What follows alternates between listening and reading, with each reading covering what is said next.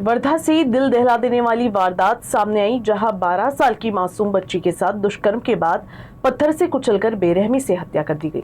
इस जघन्य अपराध से पूरे इलाके में आक्रोश फैल गया है। घटना को लेकर वर्धा के पालक मंत्री पंकज भोयर ने कड़ी प्रतिक्रिया दी है और दोषियों को सख्त से सख्त सजा दिलाने का भरोसा दिया है। काल वर्धा तालुक्यातल्या रोठा परिसरामध्ये एका शेतात राहणाऱ्या मजूर कुटुंबामध्ये दुर्दैवी घटना घडली।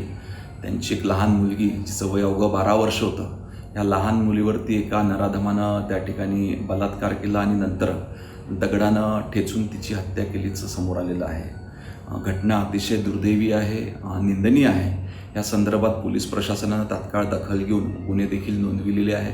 3 जणांना ताब्यात घेतलेलं आहे आणि घटनेचं गांभीर्य बघून DYSPला त्या ठिकाणी आयुक्त म्हणून नियुक्ती करण्यात आलेली आहे। लवकरच जे गुन्हेगार राहतील त्यांना अटक करण्यात येईल पोलीस प्रशासनाकडून।